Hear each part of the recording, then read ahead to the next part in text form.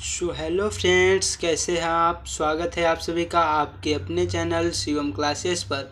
तो फ्रेंड्स देखिए, आज हम विलेयता के बारे में डिटेल से चर्चा करेंगे। हमने कल अभी विलयन की सांद्रता के पद के बारे में अध्ययन किया था, पूरा एकदम डिटेल से किया था। तो आज भी देखिए विलेयता क्या होता है।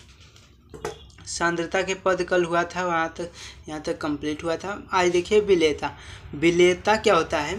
किसी पदार्थ की वह अधिकतम मात्रा, किसी पदार्थ की या पदार्थ की जगह पर विलेय के भी लिख सकते हैं। किसी पदार्थ की वह अधिकतम मात्रा जो निश्चित ताप पर 100 ग्राम विलायक में घुल जाती है। 100 ग्राम में विलायक में घुल जाती है, विलायक में घुल जाती है पदार्थ की विलेयता कहलाती है। जैसे इसमें 100 ग्राम विलायक हो जाए, 100 ग्राम विलायक में जितना अधिकतम से अधिकतम हम कोई भी विलेय पदार्थ घोल सकते हैं वो उसकी क्या कहलाएगी, विलेयता। 100 ग्राम विलायक में जितना ज़्यादा से ज़्यादा हम कोई भी पदार्थ को घोल सकते हैं वह उसकी क्या कहलाएगी, विलेयता। ठीक, विलेयता क्लियर हुआ। तो विलेयता में देखिए क्या कौन कौन सी विलेयता हमें पढ़ना है। केवल द्रव की विलेयता हमें पढ़ना है, द्रवों की विलेयता। यानी कि पहले तो पढ़ेंगे ठोस प्लस द्रव। द्रव की विलेयता पढ़ रहे हैं तो ठोस प्लस द्रव पढ़ेंगे। फिर ठोस को द्रव में मिलाएंगे, फिर द्रव को द्रव में मिलाएंगे, द्रव प्लस द्रव, फिर गैस को द्रव में मिलाएंगे। यही तीन हमें पढ़ना है, तीनों पढ़ना है। देखिए आगे देखिए, तो देखिए ठोसों में द्रव की विलेयता, ठोसों की द्रव में विलेयता। जैसे ठोस है, ठोस का द्रव में विलेयता हमने बताया, ठोस का द्रव में और द्रव का द्रव में, गैस का द्रव में, यही तीन पढ़ना है। तो ठोसों की द्रव में विलेयता में ला-सातलीय नियम आता है। ला-सातलीय नियम, यदि ये देखिए ला-सातलीय नियम क्या होता है। यदि किसी विलेय को विलायक में घोलने पर ऊष्मा अवशोषित होती है तो ताप बढ़ाने पर विलेय की विलेयता बढ़ती है। देखिए यदि कोई विलेय है उसे विलायक में घोल रहे हैं, किसी विलायक में घोल रहे हैं तो जो ताप बढ़ाने पर विलेय की विलेयता बढ़ेगी। देखिए पहले जैसे कोई विलेय है प्लस विलायक है,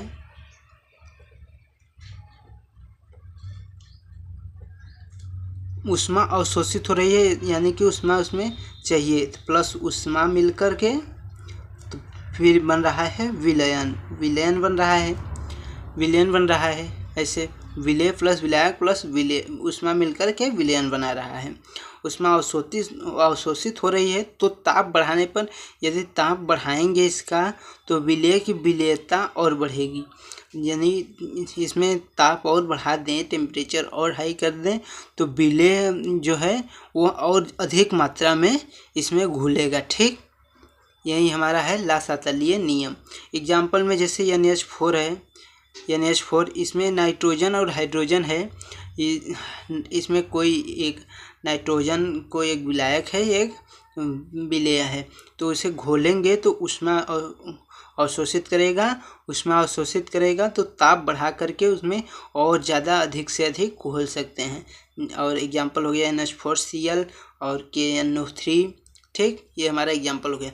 यदि यहीं पर ऊष्मा उत्सर्जित हो रही है तो, यदि ऊष्मा मुक्त होती है, उत्सर्जित हो रही है या तो ऊष्मा मुक्त होती है तो ताप बढ़ाने पर विलेय पदार्थ की विलेयता घटती है।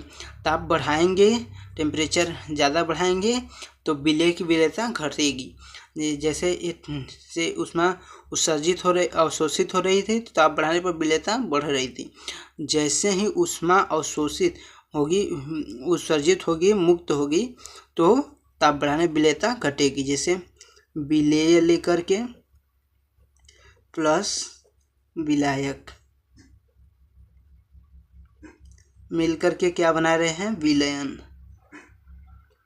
और ऊष्मा को मुक्त कर रहे हैं, प्लस ऊष्मा मुक्त कर रहे हैं, प्लस ऊष्मा, इतना कर रहे हैं तो अगर टेम्परेचर और बढ़ाएंगे तो विलेयता क्या होगी, विलेयता बढ़ेगी, विलेयता क्या होगी, घटेगी, विलेयता क्या होगी, घटती है। ठीक, यहाँ से क्लियर हुआ। ये था ला सातालीय नियम। ला सातालीय नियम ये था। और देखिए द्रव की द्रव में विलेयता, द्रव की द्रव में विलेयता, हमने कहा था कि पहले ठोसों की द्रव में विलेयता, फिर द्रव की द्रव में विलेयता, फिर गैसों की द्रव में विलेयता। यही देखेंगे 3 नियम। तो द्रव की द्रव में विलेयता में राउल्ट का नियम है। राउल्ट का नियम, एक राउल्ट नामक वैज्ञानिक थे, उन्होंने अपना नियम प्रतिपादित किया था। कौन? राउल्ट का नियम के नाम से जाना जाता है। द्रव की द्रव में विलेयता संबंधित अपना नियम प्रतिपादित किया था। तो ये क्या होता है राउल्ट का नियम? एक निश्चित ताप पर विलयन में उपस्थित किसी अवाष्पशील अवयव का आंशिक वाष्प दाब उस अवयव के मोल भिन्न के समानुपाती होता है। निश्चित ताप जो है हमारा निश्चित रहेगा, पर विलयन में उपस्थित किसी अवाष्पशील अवयव का आंशिक वाष्प दाब। ठीक, जैसे ताप तो निश्चित है, टेम्परेचर जो है निश्चित है, कॉन्सेंट्रेशन, और उपस्थित किसी अवाष्पशील का आंशिक वाष्प दाब उस मोल भिन्न। मोल भिन्न हमने आपको बताया था, इसे मोल भिन्न को हम यक्ष से प्रदर्शित करते हैं। तो आंशिक वाष्प दाब, अवाष्पशील अवयव का आंशिक वाष्प दाब जो होता है उस अवयव के मोल भिन्न के साथ आंशिक वाष्प दाब क्या होता है, P0 माइनस पी एस बटा के P S, P0 minus P S बटा के पी एस, ये होता है आंशिक वाष्प दाब बराबर मोल भिन्न के समानुपाती होता है। मोल भिन्न क्या होता है, मोल भिन्न यक्ष से प्रदर्शित करते हैं, उसी के समानुपाती होगा। ठीक, समानुपाती, फिर हटा करके उसे इक्वल का चिन्ह लगा देंगे, यहाँ कोई कांस्टेंट नहीं आएगा। ठीक, ये था राउल्ट का नियम।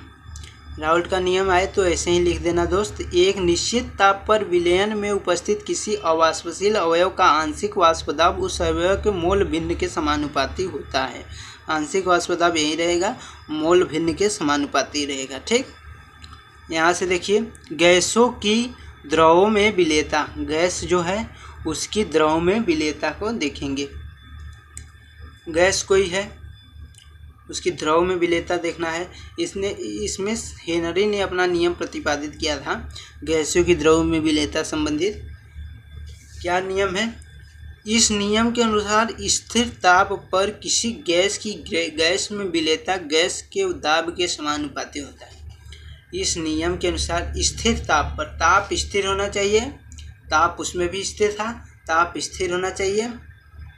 तो किसी गैस में विलेयता, गैस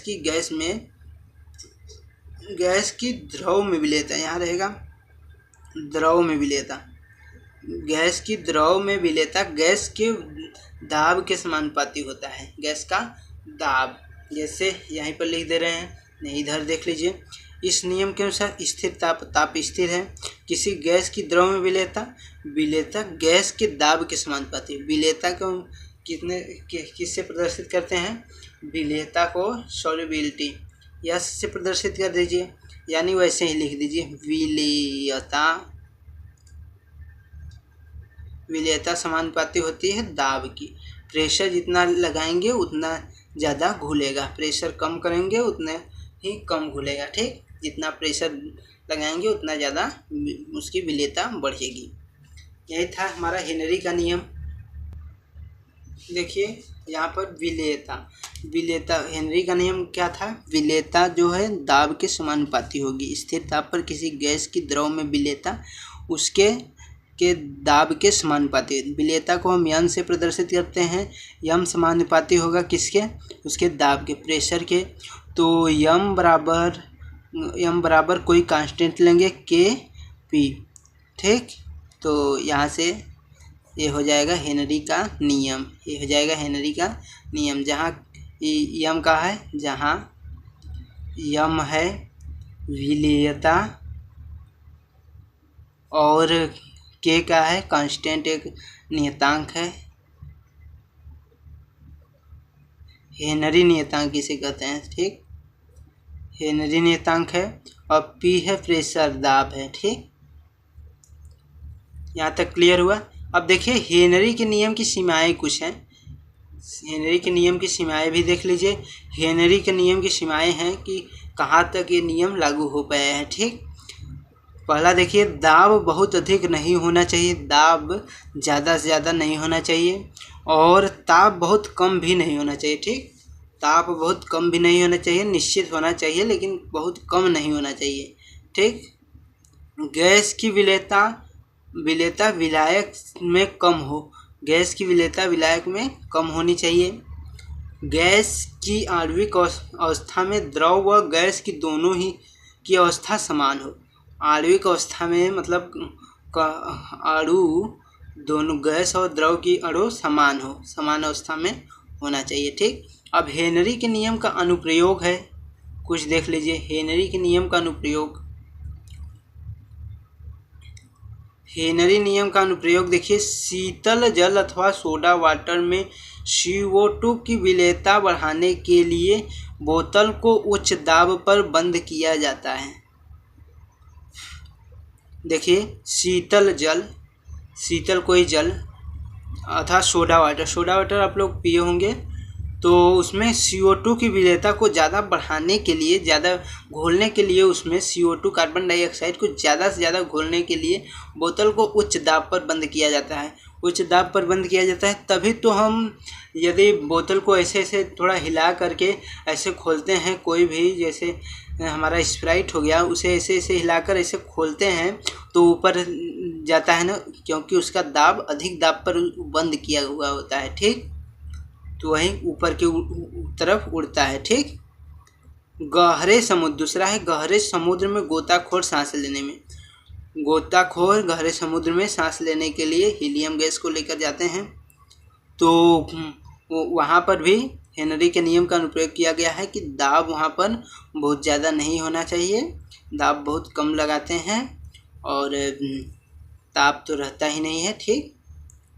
अधिक ऊंचाई पर सांस लेने में तकलीफ, अधिक ऊंचाई पर सांस लेने में तकलीफ होती है, क्यों होती है? क्योंकि वहाँ की दाब जो होता है कम हो जाता है, दाब बहुत कम हो जाता है, तो इसलिए वायु दाब जो होता है अधिक ऊंचाई में बहुत कम हो जाता है, इसलिए हमें वहाँ पर सांस लेने में बहुत तकलीफ होती है।